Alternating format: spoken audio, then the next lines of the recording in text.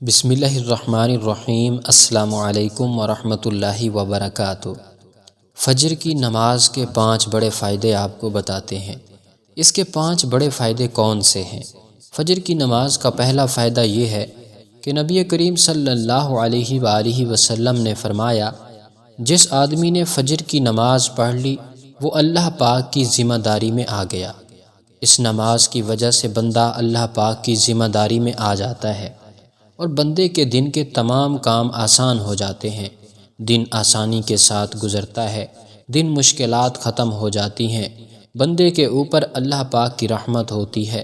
فجر کی نماز کا دوسرا بڑا فائدہ یہ ہے کہ نبی کریم صلی اللہ علیہ وآلہ وسلم نے ارشاد فرمایا، جس آدمی نے عشاء کی نماز باجماعت پڑھ لی تو وہ بندہ ایسے ہے جیسے اس نے آدھی رات نماز پڑھی، اور فرمایا کہ جس آدمی نے فجر کی نماز بھی باجماعت پڑھ لی وہ بندہ ایسے ہے جیسے اس نے ساری رات نماز پڑھی۔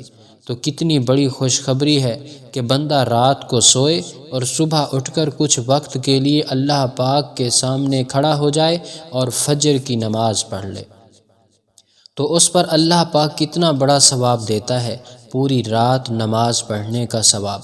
فجر کی نماز کا تیسرا بڑا فائدہ یہ ہے کہ نبی کریم صلی اللہ علیہ وآلہ وسلم نے ارشاد فرمایا، فجر کی 2 سنت رکعتیں دنیا اور دنیا میں جو کچھ بھی ہے اس تمام سے بہتر ہیں، اور ہم اس دنیا کے لیے ہی نماز کو چھوڑ دیتے ہیں۔ لیکن اللہ پاک کے نبی کریم صلی اللہ علیہ وسلم کیا فرما رہے ہیں کہ فجر کی 2 رکعتیں دنیا اور دنیا کی تمام چیزوں سے بہتر ہیں۔ تو دنیا کی کیا حیثیت ہے، اس دنیا کی وجہ سے ہمیں نماز نہیں چھوڑنی چاہیے۔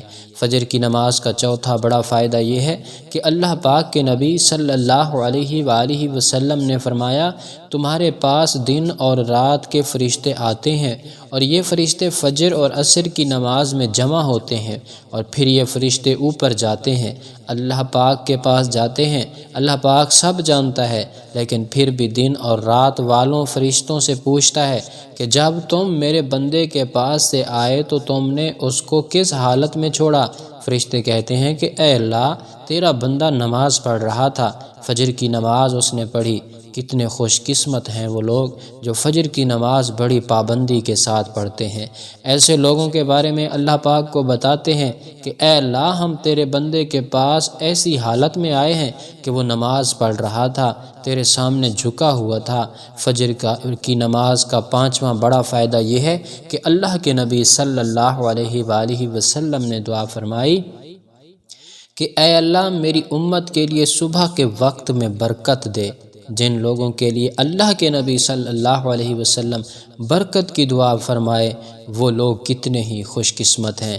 اگر کوئی مرد یا عورت فجر کی نماز پڑھنے کے بعد اپنے کام شروع کرتا ہے تو اللہ پاک ان کو برکتیں عطا کرتا ہے۔ اس لیے اللہ کے پیارے نبی صلی اللہ علیہ وآلہ وسلم نے برکت کی دعا فرمائی۔ رزق ایک ایسی نعمت ہے جس کی تقسیم کا اختیار و ذمہ مالک کائنات نے اپنے پاس رکھا ہے۔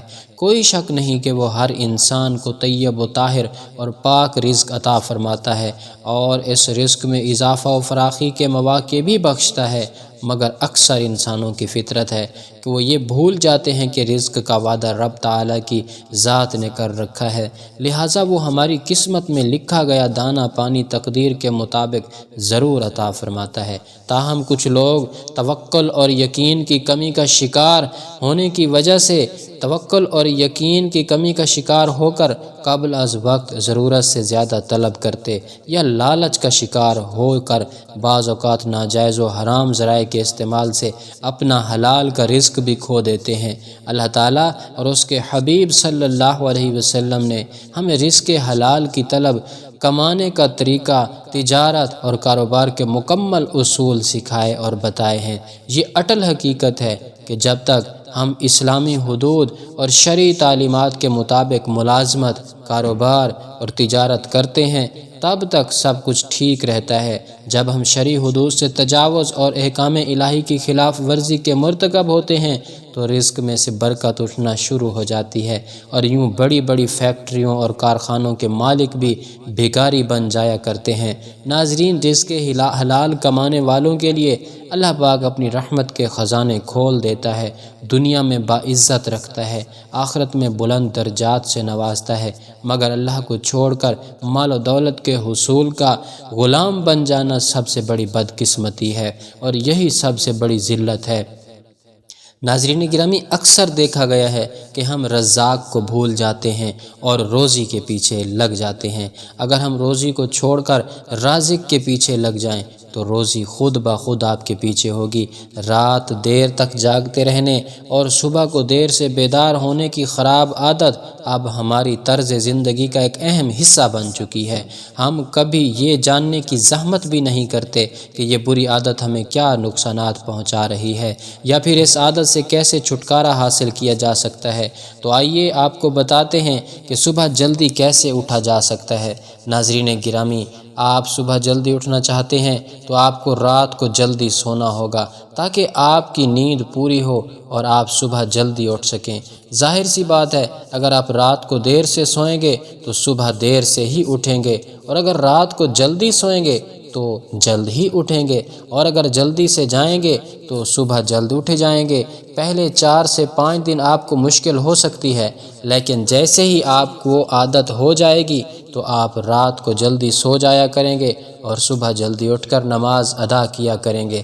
ناظرین، آپ کو پیارے نبی صلی اللہ علیہ وآلہ وسلم کے بارے میں 2 ایسی چیزیں بتانے جا رہے ہیں جن کے بارے میں ہمارے پیارے نبی حضرت محمد مصطفیٰ صلی اللہ علیہ وآلہ وسلم نے ارشاد فرمایا، جس گھر کے دروازے رشتہ داروں کے لیے بند ہو جائیں اور جس گھر میں رات دیر تک جاگنے اور صبح دیر سے اٹھنے کا رواج پیدا ہو جائے تو وہاں رزق کی تنگی اور بے برکتی کو کوئی نہیں روک سکتا۔ اللہ پاک ہم سب کو صبح جلدی اٹھنے اور نماز ادا کرنے کی توفیق عطا فرمائے، اور پیارے آقا کے فرمان پر عمل کرنے کی توفیق عطا فرمائے تاکہ ہماری روزی میں برکت پیدا ہو سکے۔ ناظرین، یہ بہت اہم چیزیں ہیں جو آج ہم نے آپ کو بتائیں۔